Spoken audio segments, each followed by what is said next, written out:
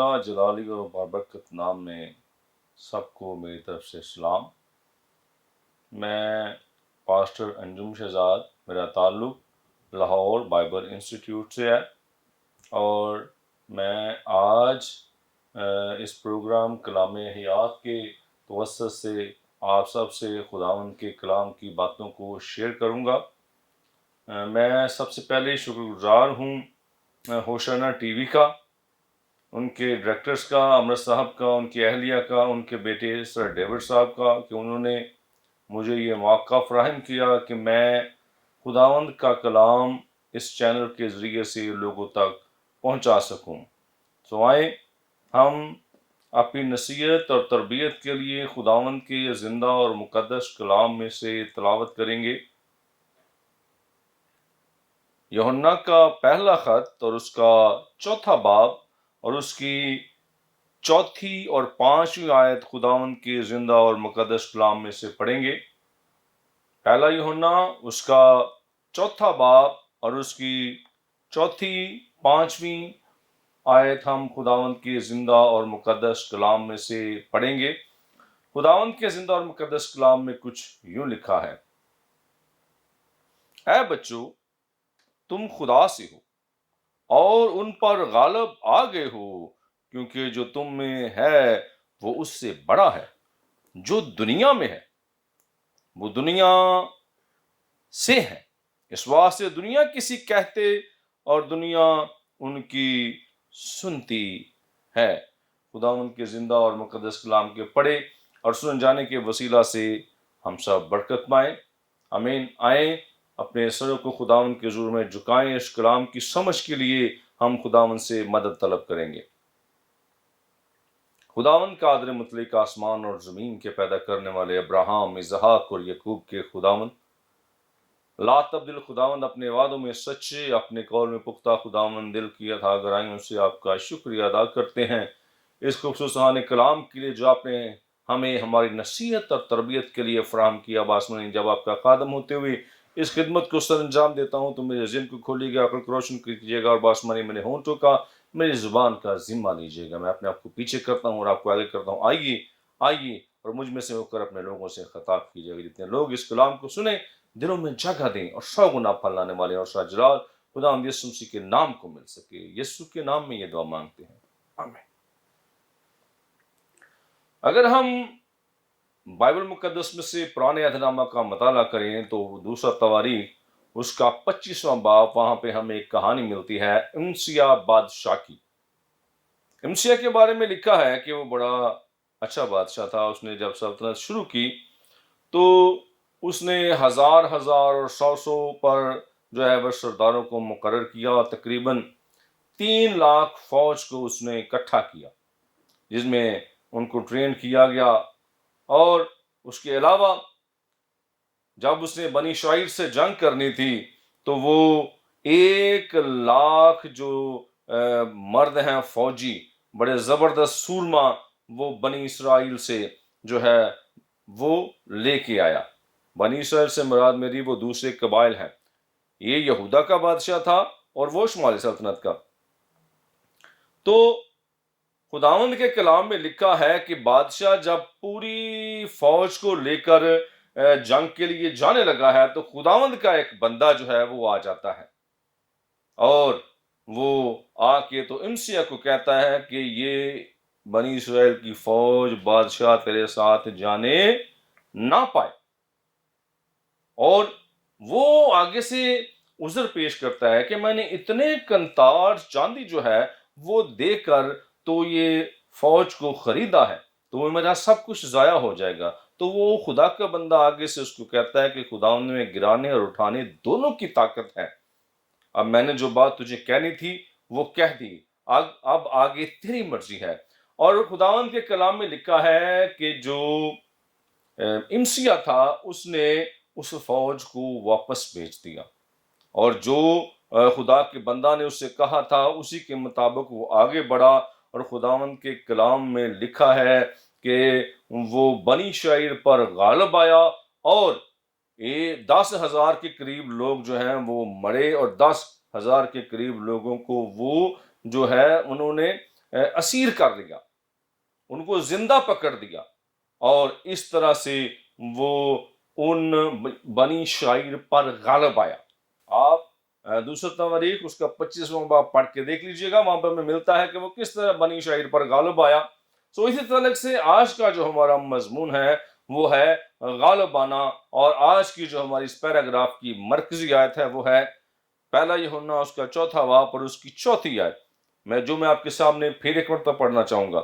یہاں پہ لکھا ہے، اے بچوں تم خدا سے ہو اور ان پر غالب آگے ہو، کیونکہ جو تم میں ہے وہ اس سے بڑا ہے جو دنیا میں ہے۔ غالب آنے کا مطلب ہے کسی دوسرے پر قابو پا لینا، کسی ایک ملک کی فوج کا کسی دوسرے ملک کی فوج پر قابو پا لینا، ان کو شکست دے دینا، ان پر اپنا حق جما لینا، اپنا قبضہ جما لینا، یہ غالب آنا کہلاتا ہے۔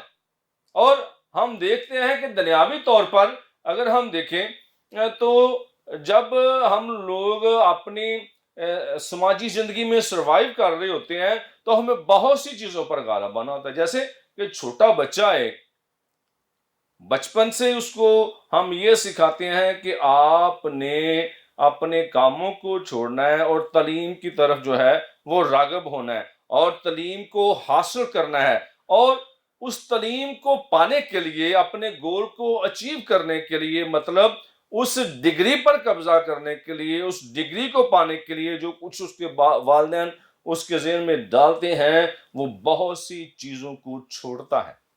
جیسے اسے اپنی سب سے پہلے صبح نیند پہ غلبہ پانا ہوتا ہے، نیند پہ غالب پانا ہوتا ہے۔ جب تک وہ نیند کو نہیں چھوڑے گا تب تک وہ آگے بڑھ نہیں سکتا۔ اسی طرح اس کو اور بہت سی چیزوں پر غالب آنا ہوتا ہے، جیسے اس کو اسکول میں بہت سی چیزیں کو فیس کرنا ہے اور اس پر اس کو غالب آنا ہے۔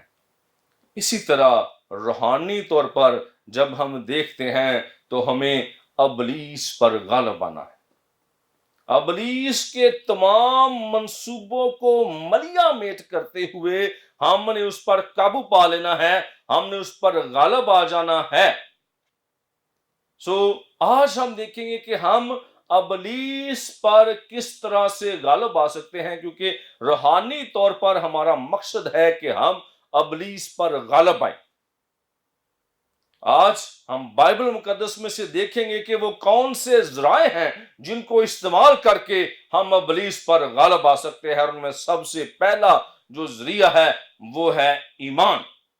اگر ہم خداوند کا کلام پڑھیں تو پہلا یوحنا اس کا 5واں باب اور اس کی اگر ہم 4 اور 5 آیت پڑھیں تو وہاں پر بڑے خوبصورت الفاظ جو ہیں وہ ہم کو ملتے ہیں، اور ہمارا پہلا ذریعہ جو ہے وہاں پہ ہم کو ملتا ہے۔ یہاں پہ لکھا ہے، دنیا کا مغلوب کرنے والا کون ہے سوائے اس شخص کے جس کا یہ ایمان ہے کہ یسوع خدا کا بیٹا ہے۔ یہی وہ جو پانی اور خون کے وسیلہ سے آیا تھا، یعنی یسوع مسیح، وہ نہ فقط پانی کے وسیلہ سے بلکہ پانی اور خون دونوں کے وسیلہ سے۔ اور اگر ہم 4 آیت کا بغور مطالعہ کریں تو وہاں پہ لکھا، جو کوئی خدا سے پیدا ہوا وہ دنیا پر غالب آتا ہے، اور وہ غلبہ جس سے دنیا مغلوب ہوتی ہے ہمارا ایمان ہے۔ ایمان وہ سب سے پہلا ذریعہ ہے جس کو استعمال کر کے ہم ابلیس کے تمام منصوبوں پر جو ہے وہ غالب آ سکتے ہیں۔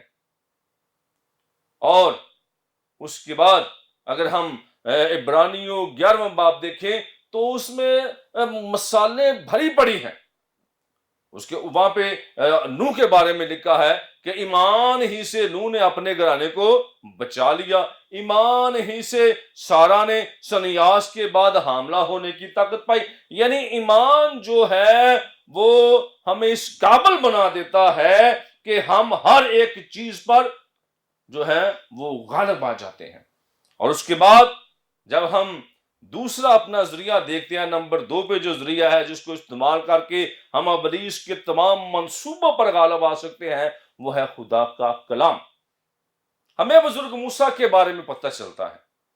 بزرگ موسیٰ، ہمیں معلوم ہوتا ہے کہ بزرگ موسیٰ خداوند کے لیے مخصوص ہوا تھا کہ وہ بنی اسرائیل کے لوگوں کو بچائے، لیکن خداوند کا کلام ہمیں بتاتا ہے کہ کچھ وقت تک وہ مصر میں رہا، اس کے بعد وہ بیابان میں چلا گیا. پہلے بھی وہ موسیٰ ہی تھا، لیکن سامنے کب آیا، ابلیس پر غالب کب آیا؟ جب خدا نے اس سے کلام کیا. اس نے بڑے ہیل بہانے کیے کہ مجھے تو کچھ آتا نہیں ہے، میں فصیح نہیں ہوں، میں کیسے ان لوگوں کو بچا سکتا ہوں، کیسے ابلیس پر غالب آ سکتا ہوں. تو خداوند نے اسے جتنا کلام کیا اتنا وہ جو ہے ابلیس کو اپنے پاؤں تلے کرتا گیا، اور یہاں تک اس نے کر دیا کہ ایک غلام قوم کو جو ہے وہ آزاد کر کے تو خداوند کے لیے وہ لے گیا. اس کے بعد اگر ہم متی کی انجیل اس کا 4 باب اور اس کی پہلی 11 آیات پڑھے تو وہاں پر ہمیں بڑی خوبصورت آیات ملتی ہیں جن میں پتہ چلتا ہے کہ کس طرح سے خداوند یسوع مسیح ابلیس پر غالب آئے.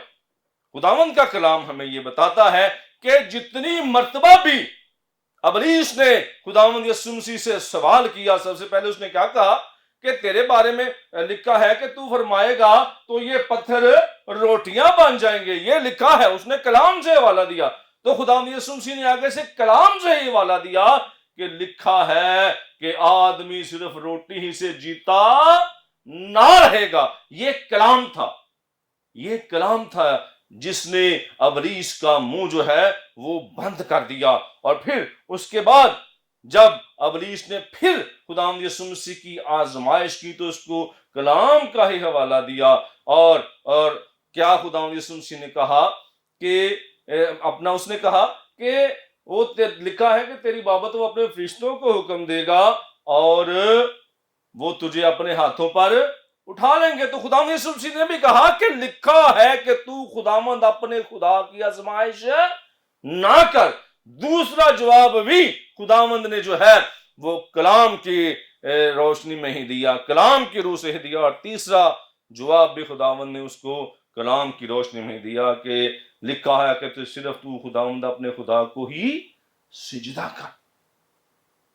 3 مرتبہ خداوند نے اس بات پر زور دیا کہ لکھا ہے، لکھا ہے، لکھا ہے. اور اسی لکھے ہوئے سے ہم جب پڑھتے ہیں تو ابلیس کے تمام منصوبوں پر، اس کی تمام چلاکیوں پر جو ہے وہ غالب آ جاتے ہیں. اب سوچنے والی بات یہ ہے کہ ہماری کون سی ایسی چیز ہے جو ہمیں ابلیس پر غالب کروا دیتی ہے؟ ہمارے اندر ایسی کون سی چیز ہے؟ یہ وہ ذرائع ہیں جن سے ہم ابلیس پر غالب آ جاتے ہیں. اب اگر آپ غلطیوں 5واں باب اس کی 24ویں آیت پڑھیں تو وہاں پر ہم کو بہت سے ایسے کام ملتے ہیں، یعنی ان تمام کاموں کو چھوڑ کر.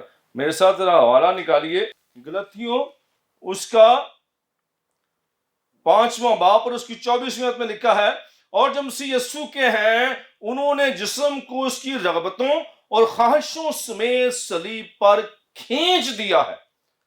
جو لوگ اپنے جسم کی تمام خواہشوں، اپنے جسم کی تمام رغبتوں کو یسوع مسیح کے ساتھ صلیب پر کھینچ دیتے ہیں وہ ابلیس پر غالب آ جاتے ہیں. جسم کے تمام کاموں کو ختم کر کے ہمارا جسم ہم سے کیا چاہتا ہے؟ وہ ہم سے یہ 19ویں آیت پڑھے تو وہاں پہ لکھا ہے اب جسم کے کام تو ظاہر ہیں، یعنی حرام کاری. جسم ہم سے حرام کاری چاہتا ہے، ناپاکی چاہتا ہے، شہوت پرستی چاہتا ہے، بت پرستی چاہتا ہے، جادوگری، عدالتیں، جھگڑا، حسد، غصہ، تفرقے، جدائیاں، بدعتیں اور بہت سی ایسی چیزیں ہیں جو جسم ہم سے چاہتا ہے، ڈیمانڈ کرتا ہے. ہم نے جسم کی تمام ڈیمانڈ کو ختم کرنا ہے. اس کی کسی ڈیمانڈ کو ماننا نہیں ہے جو ہمیں ابلیس کے قبضہ میں کر دیتی ہے، بلکہ ہم نے اپنے آپ کو ان تمام خواہشوں پر غالب آنا ہے، اپنی تمام خواہشوں پر غالب آنا ہے. اس طرح سے ہم ابلیس کو اپنے قابو میں کر لیں گے اور اس پر غالب آ جائیں گے. اور جب ہم ابلیس پر غالب آ جائیں گے تو بدلے میں خداوند ہم کو بہت سی چیزوں سے نوازے گا، بہت سے نتائج جو ہیں وہ ہم پر مرتب ہوں گے اور بہت سا اجر جو ہے وہ ہم کو ملے گا. اس میں سب سے پہلے اگر ہم پہلے نمبر پر دیکھیں تو غالب آنے کے بعد جو ہمیں اجر ملتا ہے وہ سب سے پہلے ہے کہ ہم زندگی کا پھل پاتے ہیں۔ مکاشفہ اس کا 2 باب اور اس کی 17ویں آیت کا جب ہم مطالعہ کرتے ہیں تو وہاں پر ہمیں بڑی خوبصورتی سے ملتا ہے کہ یہاں پہ لکھا ہے جو غالب آئے میں اسے پوشیدہ من میں سے کھانے کو دوں گا۔ اگر آپ دوسرے باب کی 7ویں آیت پڑھیں تو وہاں پہ لکھا ہے کہ جو غالب آئے میں اسے زندگی کے درخت میں سے جو خدا کے فردوس میں ہے پھل کھانے کو دوں گا۔ سب سے پہلے ہم کو پھل کھانے کو ملتا ہے، وہ پھل جس کو نہ کھانے کے لیے آدم کو عدن سے باہر نکال دیا تھا، وہ پھل ہم کو کھانے کو ملتا ہے، جس کے لیے خدا نے کہا تھا کہ ایسا نہ ہو کہ یہ اس میں سے کھائے اور سدا جیتا رہے۔ اور خدا ان کے کلام میں لکھا ہے کہ جب آپ غالب آتے ہیں تو بدلے میں وہی فردوس والا پھل، وہی عدن والا پھل آپ کو دیا جاتا ہے جس سے آپ کو منع فرمایا گیا تھا کہ یہ کہیں وہ پھل کھا نہ لے، تو وہی پھل آپ کو کھانے کے لیے مل جاتا ہے۔ اور اس کے بعد ہمیں دوسرے نمبر پر جو ہے وہ پاکیزگی اور پوشیدہ من جو ہے وہ ہمیں ملتا ہے۔ اور اگر ہم مکاشفہ اس کا 2 باب اور اس کی آیت نمبر 17 کا مطالعہ کریں، یہاں پہ لکھا ہے جس کے کان ہوں وہ سنے کہ روح کلیسیاؤں سے کیا فرماتا ہے، جو غالب آئے میں اسے پوشیدہ من میں سے دوں گا اور ایک سفید پتھر دوں گا، اس پتھر پر ایک نیا نام لکھا ہوگا جسے اس کے پانے والے کے سوا کوئی نہ جانے گا۔ تو نمبر 2 پہ ہمیں کیا ملتا ہے جب ہم غالب آتے ہیں؟ تو پوشیدہ من۔ اب من کیا تھا؟ وہ زندگی کی روٹی تھا۔ خداوند یسوع مسیح نے یہ اعلانیہ کہا کہ جو روٹی آسمان سے اتری وہ میں ہوں۔ سو خداوند یسوع مسیح ہم کو مل جاتے ہیں جب ہم غالب آتے ہیں۔ جب ہم ابلیس پر غالب آتے ہیں تو بدلے میں پوشیدہ من ہم کو مل جاتا ہے، خداوند یسوع مسیح ہم کو مل جاتا ہے، اور جس کو خداوند یسوع مسیح مل جاتا ہے وہ خود پاک ہو جاتا ہے۔ تو نمبر 2 پہ جو چیز ہم کو غالب آنے کے بعد ملتی ہے وہ ہے پوشیدہ من اور پاکیزگی۔ اور نمبر 3 پہ ہمیں قوموں پر اختیار مل جاتا ہے، ہم قوموں کو اپنا متی کر لیتے ہیں، اور میرا خیال ہے کہ اس سے بڑھ کر غلبہ کوئی دنیا میں رہتے ہوئے ہو نہیں سکتا کہ آپ قوموں پر غالب آ جائیں۔ اگر آپ مکاشفہ کی کتاب اس کا 2 باب اور اس کی 26ویں آیت پڑھے تو وہاں پر بڑی خوبصورتی سے ہم کو بیان ملتا ہے۔ یہاں پہ لکھا ہے جو غالب آئے اور جو میرے کاموں کے موافق آخر تک عمل کرے میں اسے قوموں پر اختیار دوں گا۔ خداوند آپ کو مجھے قوموں پر اختیار دے گا، مگر ہم جب ابلیس پر غالب آئیں گے، ہم جب ابلیس کو اپنا متی کر لیں گے تب ہم قوموں پر اختیار رکھیں گے۔ آج اگر آپ دیکھ لیں تو خداوند یسوع مسیح کے لوگ قوموں پر اختیار پائے ہوئے ہیں۔ کیوں؟ کیونکہ انہوں نے ابلیس کو متی کیا، ابلیس کے تمام منصوبوں کو خاک میں ملایا اور وہ غالب آئے۔ تو خدا ان کا کلام کہتا ہے کہ جو غالب آئے میں اسے قوموں پر اختیار دوں گا۔ تیسرے نمبر پر ہم کیا کرتے ہیں کہ قوموں پر ہم کو اختیار مل جاتا ہے، اور چوتھے نمبر پر تو جب ہم ابلیس پر غالب آتے ہیں تو قوموں پر خدا ہم کو اختیار دے دیتا ہے۔ آپ دیکھ لیں، ہسٹری اٹھا کے دیکھ لیں، جن لوگوں نے ابلیس کو زیر کیا، جن لوگوں نے اس کے منصوبوں کو خاک میں ملایا، وہ لوگ پورے دنیا پر غالب آئے۔ اور جب ہمارا غلبہ جو ہے وہ ابلیس پہ آتا ہے تو قومیں ہماری متی ہو جاتی ہیں، اور جب قومیں ہماری متی ہو جاتی ہیں تو ہم خدا کے مقدس کا ستون بن جاتے ہیں۔ میرے ساتھ ذرا حوالہ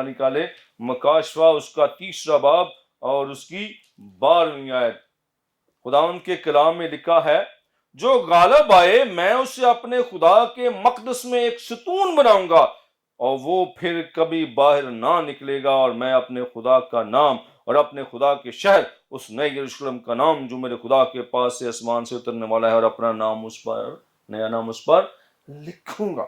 نمبر 4 پہ ہم خداوند کے مقدس کا ستون بن جاتے ہیں، اور اس کے مقدس کا ستون بننا کیا ہی خوشنما ہے، کیا ہی خوبصورت ہے، لیکن اس وقت ہم اس کے مقدس کا ستون بنتے ہیں جب ہم ابلیس پر غالب آ جاتے ہیں، ابلیس کو اپنا متی کر لیتے ہیں، اس وقت ہم اس کے مقدس کا ستون بن جاتے ہیں۔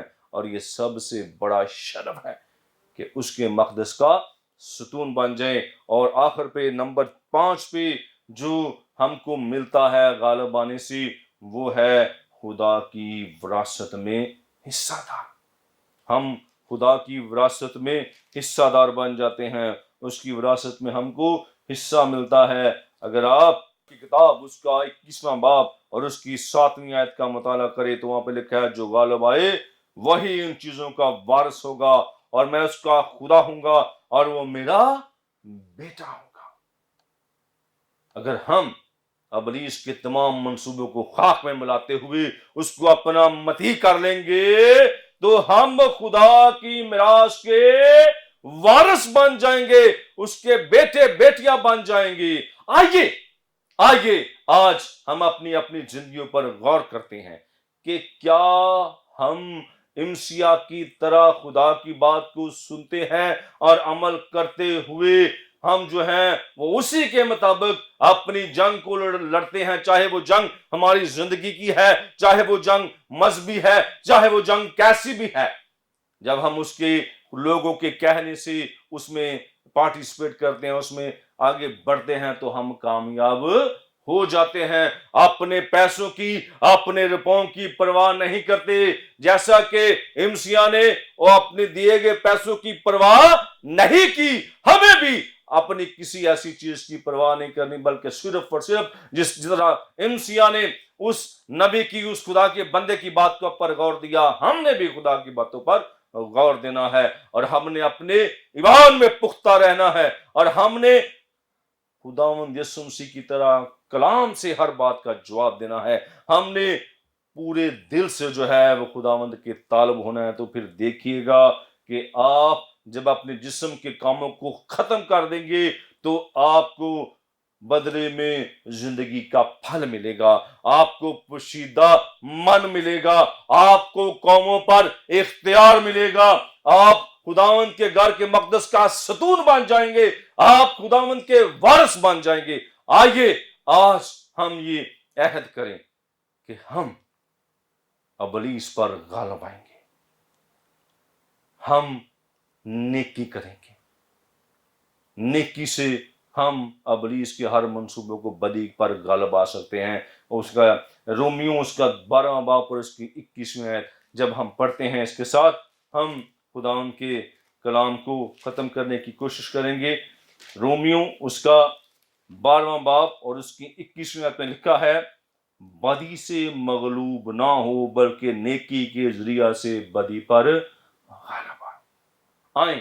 آج ہم نیکی کے ذریعہ سے بدی پر غالب آئیں، اور یہ تبھی ممکن ہے جب ہم کلام مقدس کا زیادہ سے زیادہ مطالعہ کریں گے، کلام مقدس کے ساتھ زیادہ سے زیادہ رہیں گے۔ خداوند چاہتا ہے کہ ہم نیکی کے ذریعہ سے بدی پر غالب آئیں۔ خداوند آج کے کلام کے وسیلہ سے ہم سب کو بڑی برکت دے، آمین۔ آئیں ہم ایک مرتبہ پھر اپنے سروں کو خداوند کے حضور میں جھکائیں اور اس کلام کے لیے خداوند سے دعا کریں کہ خداوند اس کلام پر عمل کرنے کی ہمیں ہمت، طاقت اور مدد عطا کرے۔ خداوند قادر مطلق، آسمان اور زمین کے پیدا کرنے والے، ابراہم، اسحاق اور یعقوب کے خداوند، لا تبدیل خداوند، اپنے وعدوں میں سچے، اپنے قول میں پختہ خداوند، دل کی ادا گرائیوں سے آپ کا شکریہ ادا کرتے ہیں اس کلام مقدس کے لیے جو آپ نے ہمیں آج فراہم کیا۔ جب آسمانی اس کو سنا ہے تو اسے اپنی عملی زندگیوں میں لا سکے۔ جس بندہ نے اس کلام کو ہوشنا ٹی وی کے ذریعے سے سنا ہے اس نے اپنی الہی برکات سے آسمانی نوازیے گا، اور ہمیں ہمت طاقت عطا کیجیے کہ ہم ابلیس کے تمام منصوبوں کو خاک میں ڈالتے ہوئے اس پر غالب آئیں اور یسوع مسیح کی تقلید کرتے ہوئے باسوانی آپ کے وارث اور یسوع مسیح کے ہم میراث ہو سکیں۔ آج کے کلام کے وسیلہ سے ہم سب کو بڑی برکت دیجیے گا۔ یہ دعا یسوع کے نام میں مانگتے ہیں، آمین۔